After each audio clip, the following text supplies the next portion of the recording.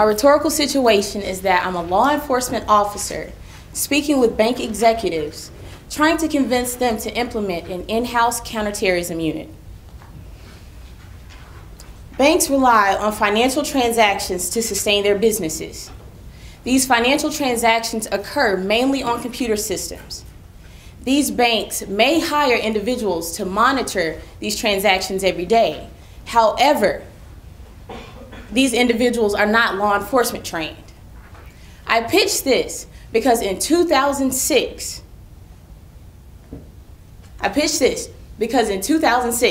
Bank of America acknowledged that its lax operations allowed South American money launderers to illegally move $3 billion from one Midtown Manhattan branch. The problem is that money laundering is becoming more prevalent as technology evolves. It's also becoming less detectable. Ultimately, when a financial institution suspects that any illegal activity is going on, it contacts agencies such as the FBI and the IRS. Well, in 2004, the Bush administration dropped a proposal to increase the IRS budget from $24 million to $36 million. This money was set aside for the IRS to pursue terrorist financing. So the problem here is that the government is not willing to devote resources to better pursue terrorist financing. Robert Morgenthau, then Manhattan District Attorney, as well as the attorney that completed the Bank of America investigation, expressed his frustration and his inability to convince the government, yet again, to devote resources to pursuing money laundering by terrorist organizations.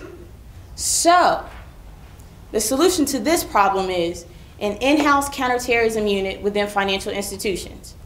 The individuals that the bank executives will hire have the experience and the training coming from agencies such as the FBI, the CIA, the IRS, and the Secret Service. All of their experience and training will transfer over to their job duties that they had with their agencies prior. And as an incentive, these financial institutions can convince these individuals to come work for them by giving them a 20% increase on salary.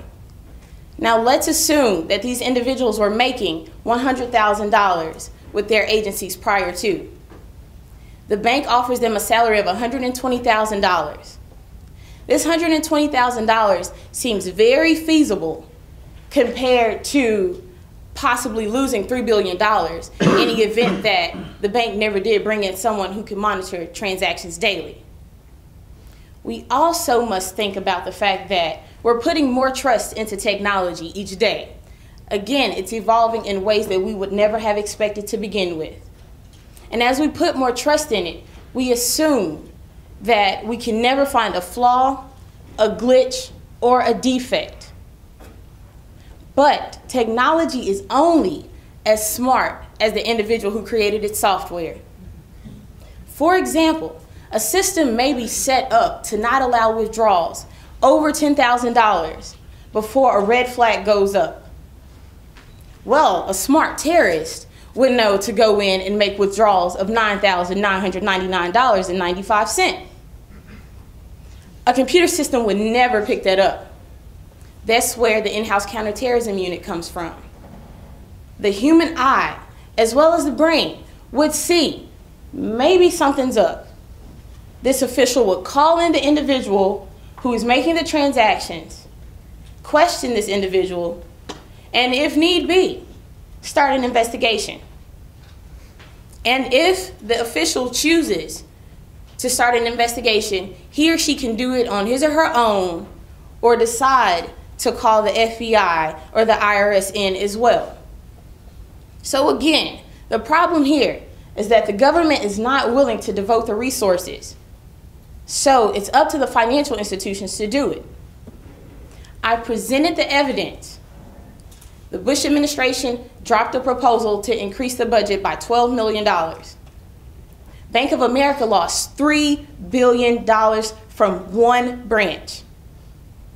So ultimately, if one bank implements this unit, that bank could save thousands, if not millions of dollars. But if all banks do this collectively, they could possibly close the net of terrorist money laundering, especially within the domestic United States. Thank you.